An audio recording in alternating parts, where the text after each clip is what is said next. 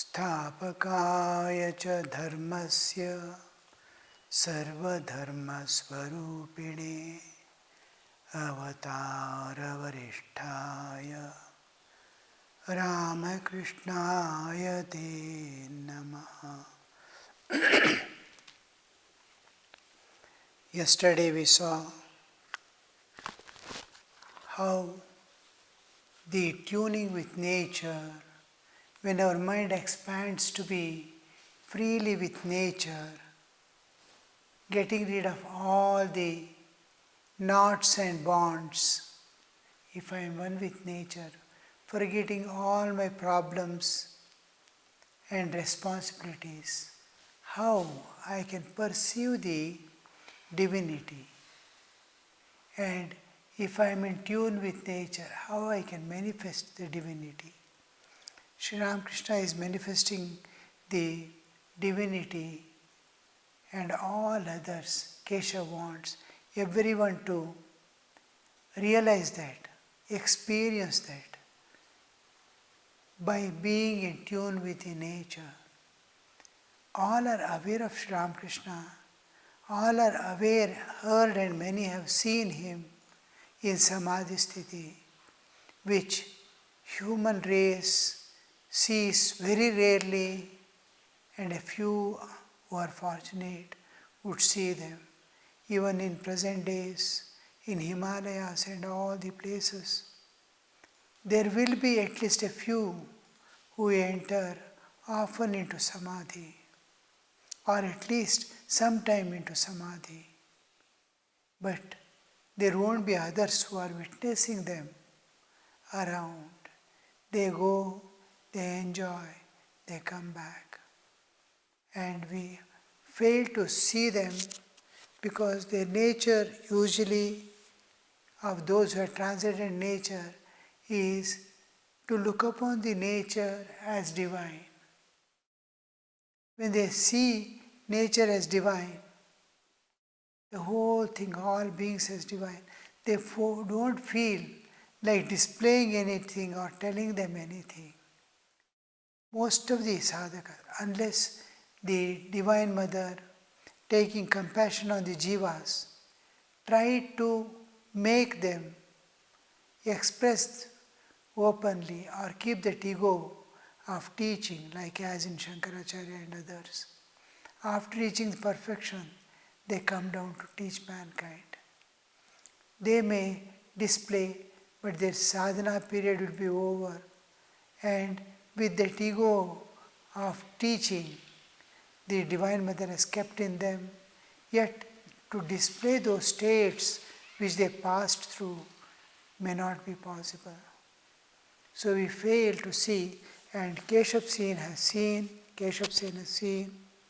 and others are there, a few, they are eager to see, who have heard.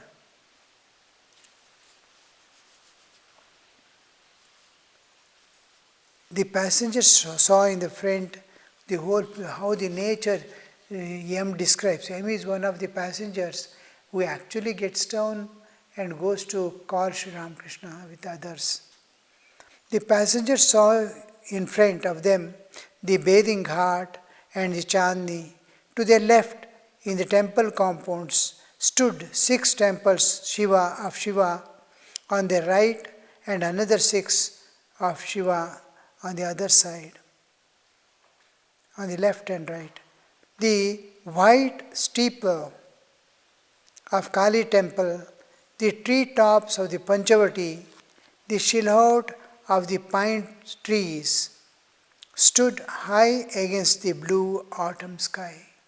The autumn sky is free from clouds. After the rain subsides, the whole clouds go away.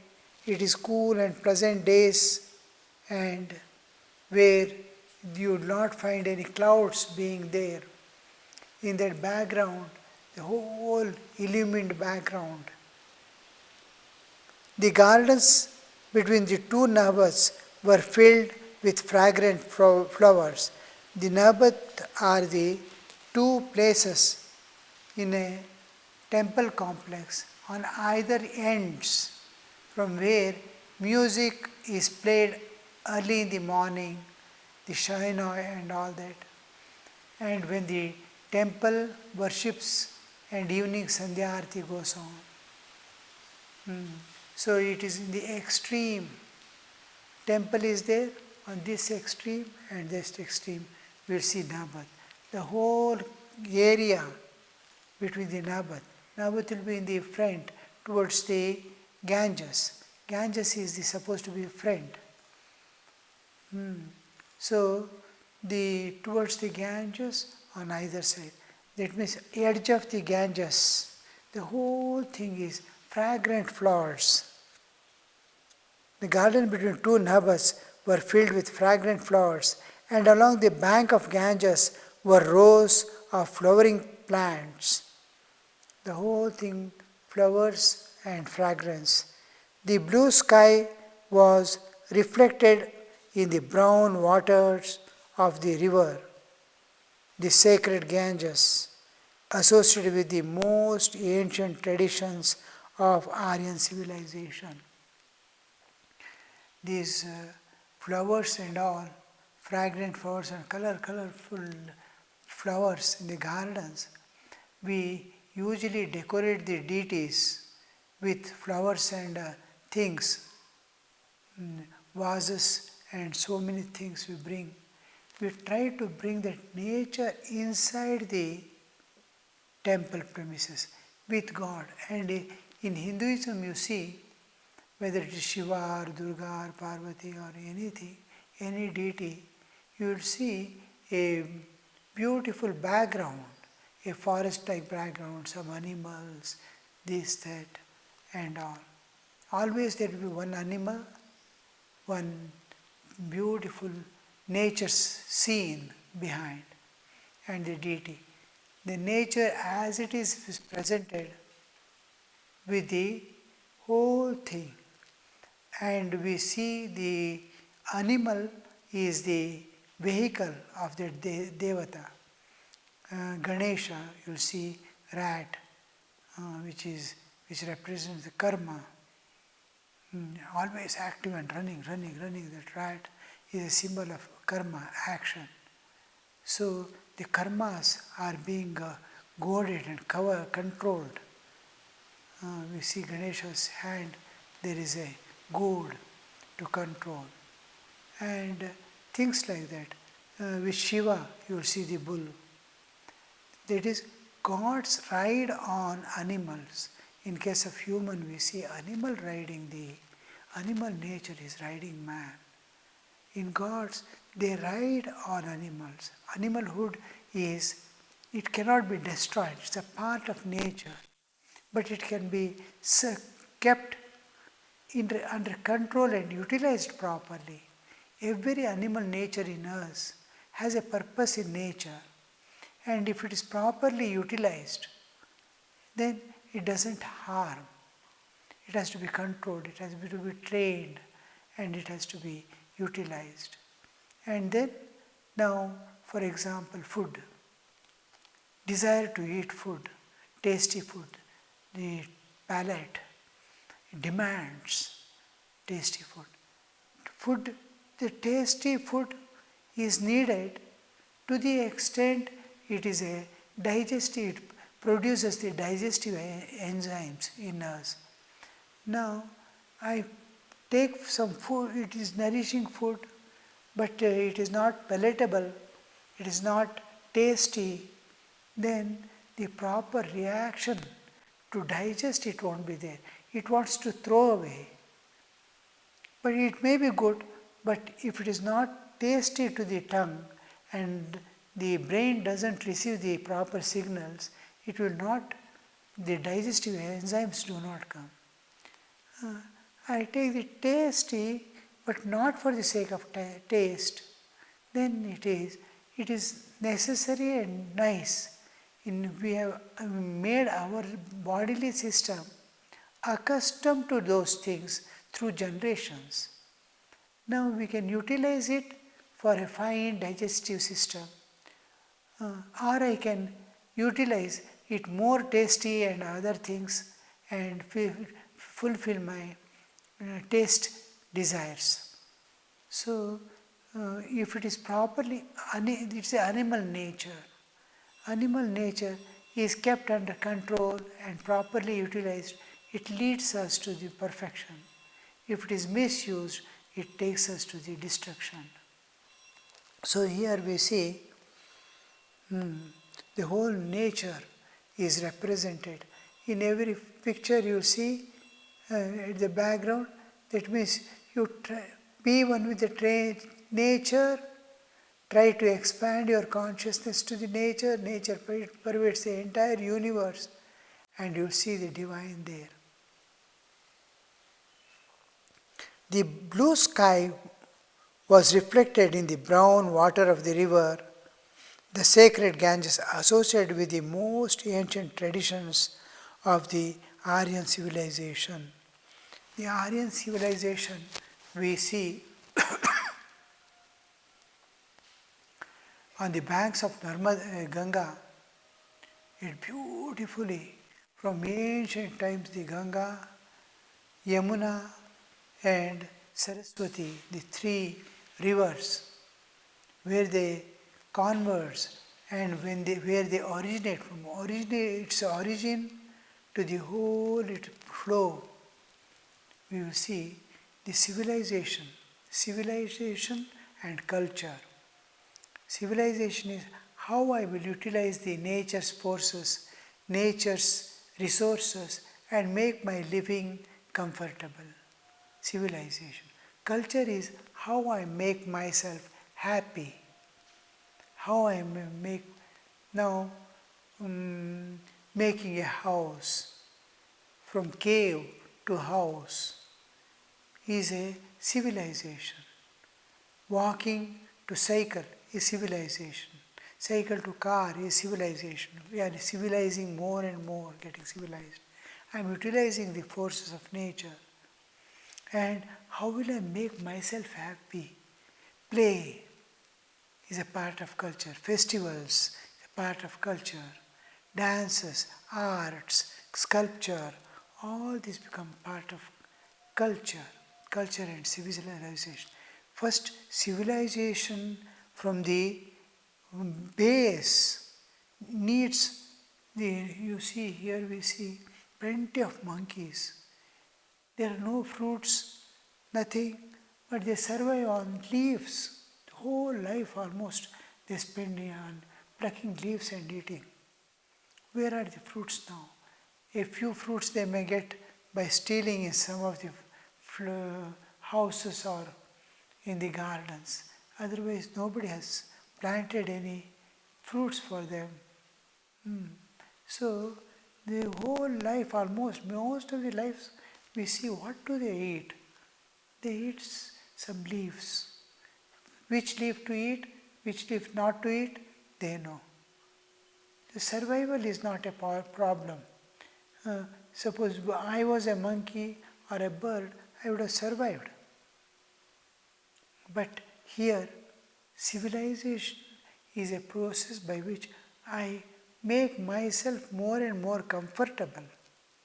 I utilize all the forces of nature to protect myself and utilize. If this civilization is properly used, if the civilization, if it is properly used, I get plenty of time and energy. My energy and time is saved. I have to go on in the forest. I saw the Adivasis. Morning they get up and whole day they will be wandering in the forest. By evening they will collect some roots, fruits, this, that and all, some vegetables from the forest and come. If nothing is available, finally they will kill one animal. They will be running after animal. Something to survive. How much of time and energy, like all other animals, go for grazing and picking up food materials. Like that whole day goes in. Suppose I know the process of cultivating my agriculture.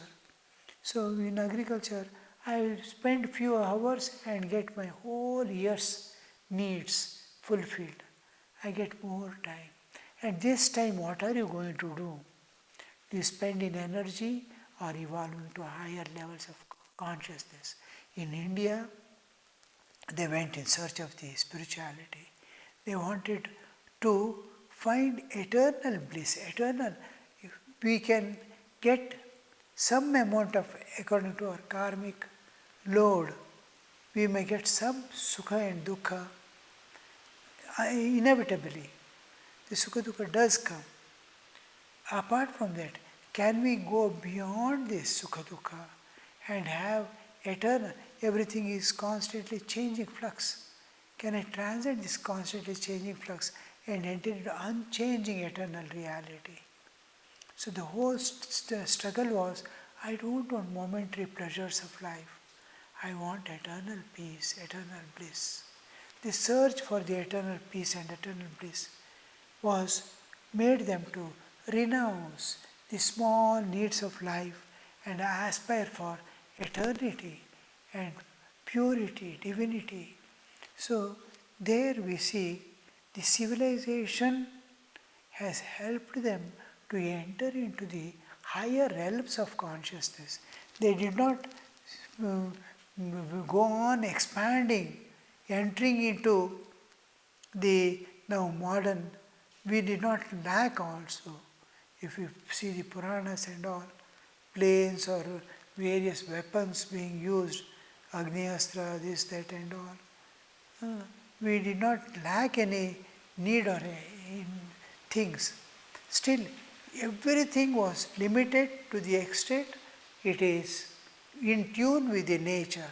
I am not going to harm the nature in any way. So, all these scientific developments and technologies were used in such a way that is in tune with nature. And nature is not harmed. Life is not harmed. But now we are seeing that we are throwing an assault on nature because we are interested only in seeking enjoyments and comforts. I want to extend my comforts.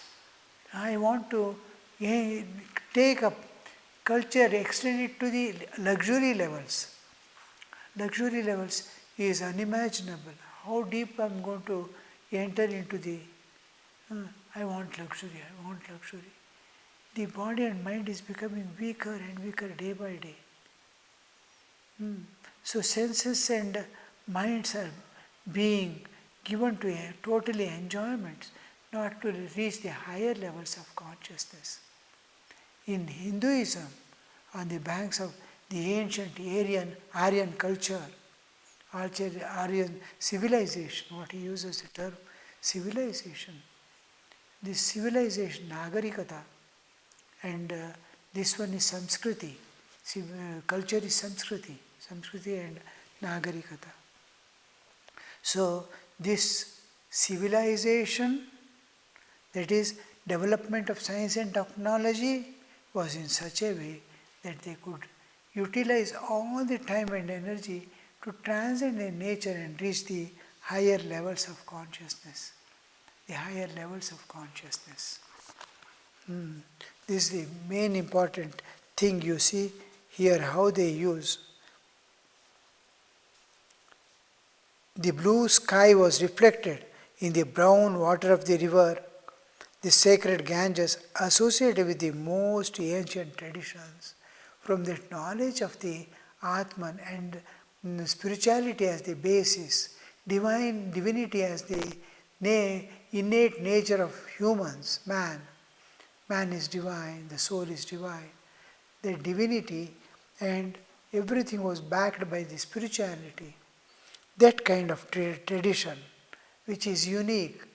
Now, Western traditions, if you see, all is how to conquer, how to acquire, the kingly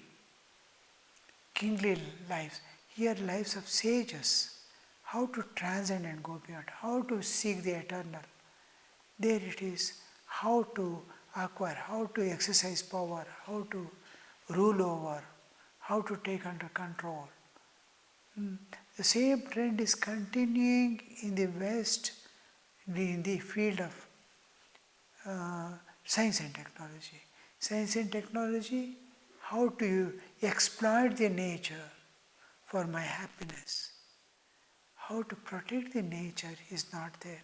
How to how to nourish the nature, it is not there. So sages and all, we see how to protect nature, how to save nature, how to enhance nature. This is the main difference we see.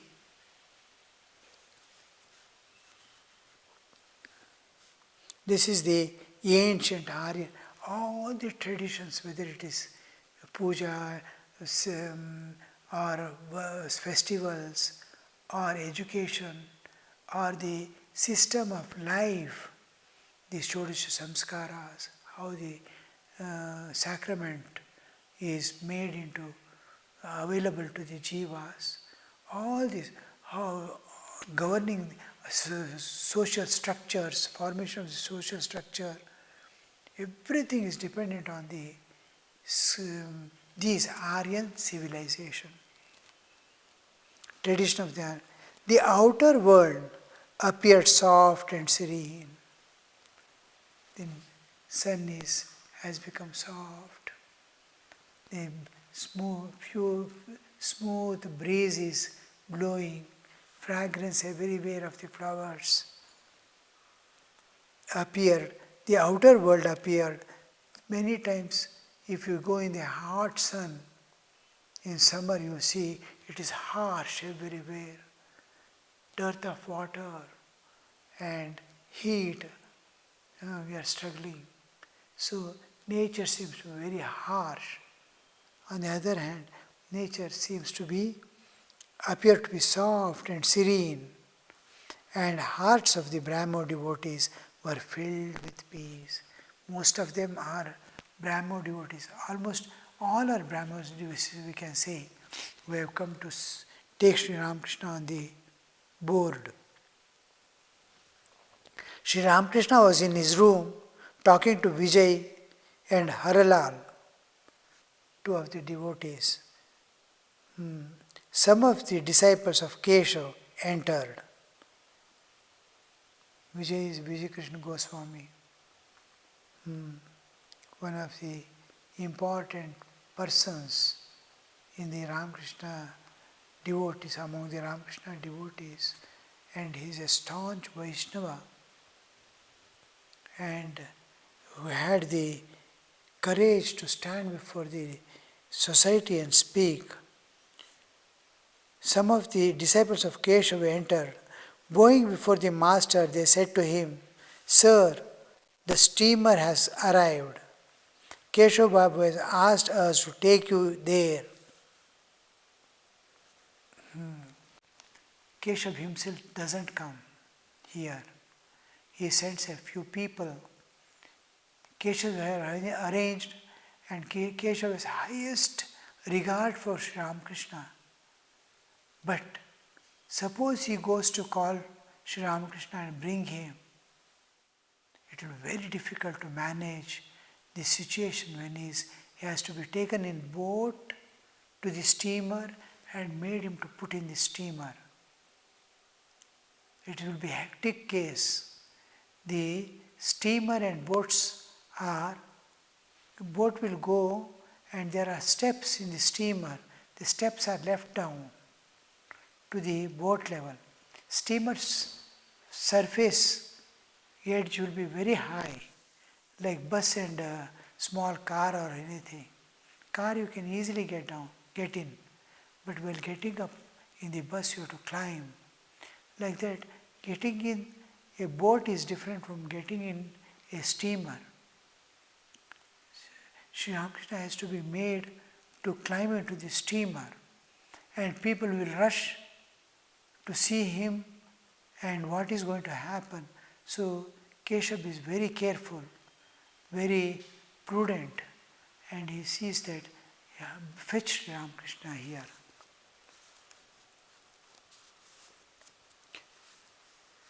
They said to him, "Steamer has arrived. Keshab Babu has asked us to take you there."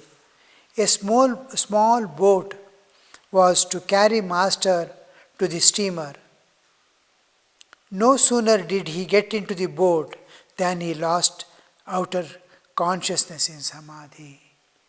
He has not yet reached the steamer.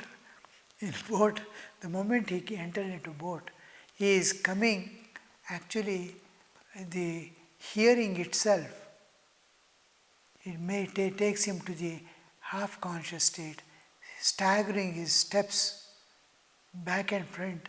He will be moving to enter into the boat. And the moment he enters into the boat, he loses the external awareness.